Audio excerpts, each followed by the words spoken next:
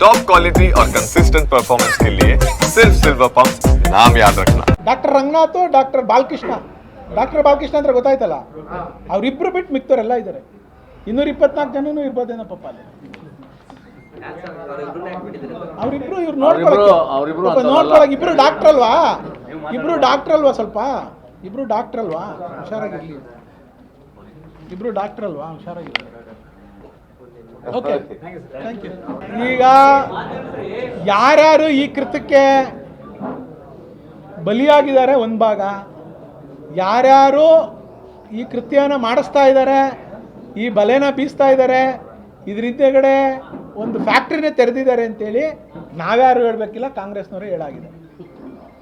ಅಸೆಂಬ್ಲಿಲಿ ಹೇಳಿದ್ದಾರೆ. ಅಸೆಂಬ್ಲಿಲಿ ಹೇಳೋದಕ್ಕಿಂತ ಇನ್ನೇನು ಹೇಳಬೇಕಿದೆ? ಇದರಿಂದ ಯಾರಿದ್ದಾರೆ ತನಿಖೆ ಆಗಬೇಕು, ಇದು ಜಗಜ್ಜಾಹೀರಾಗಬೇಕು, ಇದು ಹೊರಗಡೆ ಬರಬೇಕು. ಕಾಂಗ್ರೆಸ್ ಇನ್ನೇನು 2-3 ದಿವಸದಲ್ಲಿ ಅವರೇ ಹೇಳ್ತಾರೆ, ಕಾಂಗ್ರೆಸ್ನವ್ರ ಹೆಸರು ಅನೌನ್ಸ್ ಮಾಡ್ಬಿಡ್ತಾರೆ. ಅಲ್ಲಿವರೆಗೂ ದಯಮಾಡಿ ಕಾಯಿ.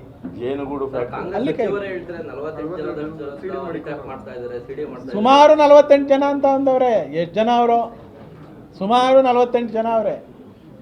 ಅವ್ರಿಗೆ ಯಾರ್ಯಾರು ಬೇಕು, ಯಾರ್ಯಾರಿಂದ ಅನುಕೂಲ ಆಗಬೇಕು, ಅವ್ರನ್ನ ಇಲ್ಲಿಂದ ಹಳ್ಳಿಯಿಂದ ಡೆಲ್ಲಿ ಗಂಟ ಮಾಡ್ಕೊಂಡವ್ರೆ ಅಂತ ಅವ್ರೆ.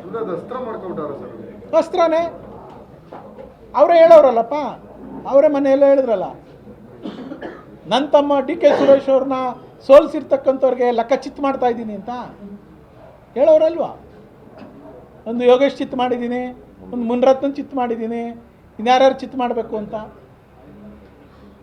ಯಾರ್ಯಾರು ಚಿತ್ತು ಮಾಡಬೇಕು ಮಾಡ್ಕೊಂಬರ್ತಾವ್ರೆ. ಅದೇನ ಏನು ಮಾಡೋರೀಗ? ಟಿಕೆಟ್ ಕೊಟ್ಟು ಗೆಲ್ಸವ್ರೆ, ಆಮೇಲೆ ಮಂತ್ರಿ ಮಾಡಿದ್ರಾ? ಮಂತ್ರಿ ಮಾಡಿದ್ರಾ? ಉಪಮುಖ್ಯಮಂತ್ರಿ ಮಾಡ್ತಾರಾ? ಮಾಡ್ತಾರೆ ಅಂದ್ರೆ ಎಲ್ಲರೂ ಇದ್ದೀವಿ. ಕಾಂಗ್ರೆಸ್ನವರು ಇದ್ಮೇಲೆ JDSನವರು BJP ಇರಲ್ವೇ? ಎಲ್ಲರೂ ಇದ್ದೀವಿ.